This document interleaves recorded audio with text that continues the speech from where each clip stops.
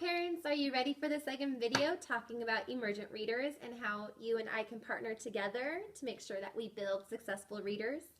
Well, I am.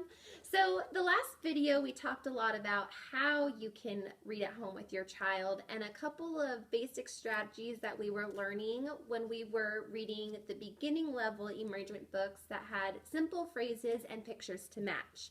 Pictures and the sight words are still very important in the books, and you'll still be seeing a lot of those to help, but I have a few more strategies now that the books are a little bit more complex. These little cards I have right here are little anchor charts that I use to help the kids remember what they can do if they get to a word that they don't know.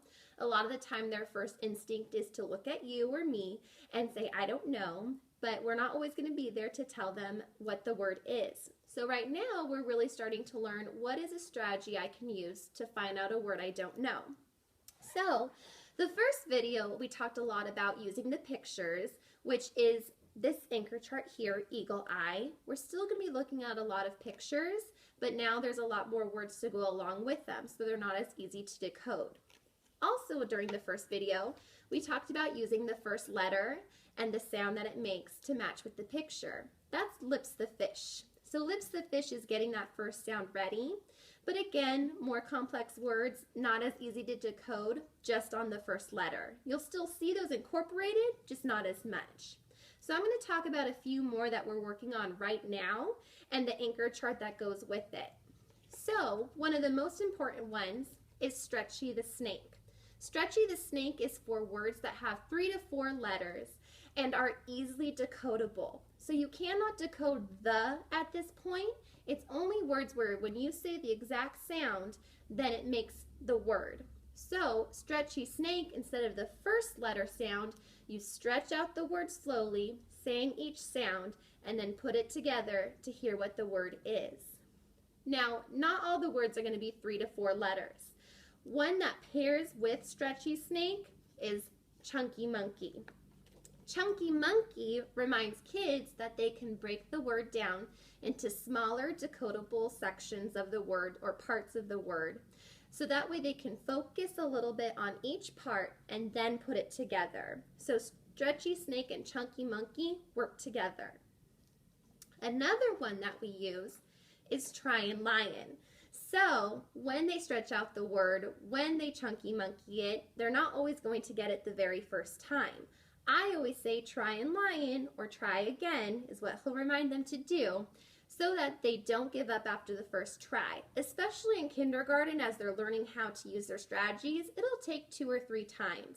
If they still don't get it after the 3rd time, then I'll give them the told. But it's all about practicing sounding out those words that you're able to sound out.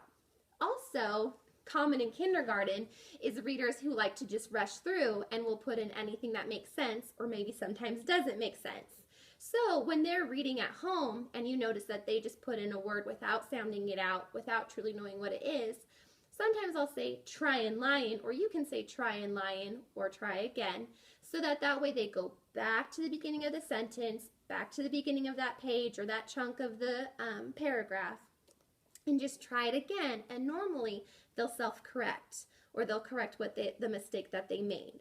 So Tryin' Lion is a really good one, especially in kindergarten. And then there's a few more strategies. I have a couple different posters. We're beginning to learn them here in kindergarten, and then that'll be expanded in 1st and 2nd grade as they're learning how to use them. So I use a few of these, but the ones I'm telling you now are the ones that we are focusing on in our reading groups right now.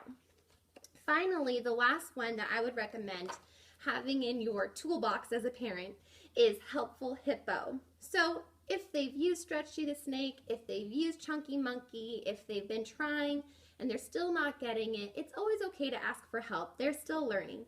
So if you say Helpful Hippo, or even just knowing that they're ready for a told, then this is, did you try everything? Go ahead and ask for help. And that's okay, definitely at the kindergarten level. So these strategies I use every single day, and I thought it'd be important for you to know them as well, just that we're working together and using the same strategies here at school and at home. If you would like a set of these cards, please email me and I can get them made up for you as fast as I can, and then you can have a set at home as well. Thanks for listening.